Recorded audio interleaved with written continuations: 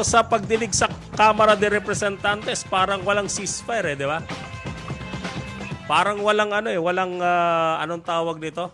Parang hindi yata humihinto, no? Nagpapatuloy ang mga either sa Quadcom salitan, di ba? Quadcom o kaya dun sa kanilang Blue Ribbon, yung kanilang Committee on Good Government and Accountability, tama ba?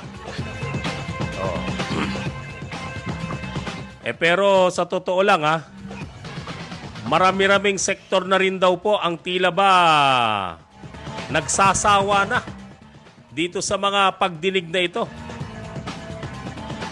Kaya ang sabi nila, dapat daw magkaroon ng ceasefire.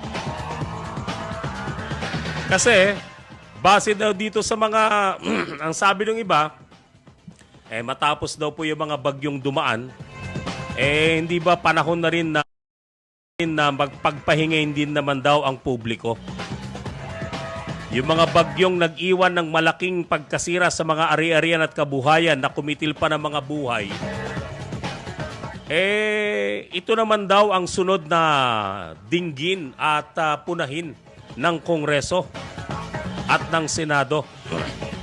Dahil yung mga pagdinig na ito daw po sa Senado at sa Kongreso, na tila ba walang patutunguhan kundi batuhan lamang ng putik. Totoo ba yun?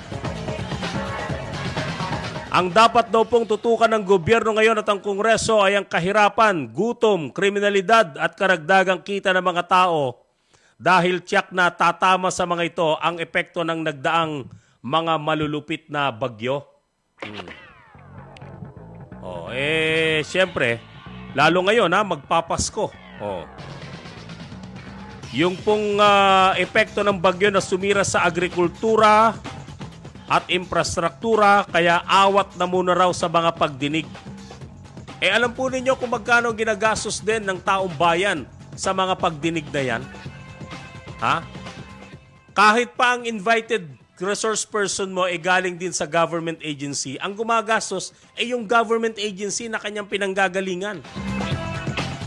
Halimbawa, yung OVP, ganon. Sa kape at tinapay lang daw unlimited ang supply lalo kung marathon hearing. Dagdag mo pa yung mga bottled water. Tanghalian, pag inabot siyempre ng tanghalian. At hapunan, kapag inabot ng hapunan.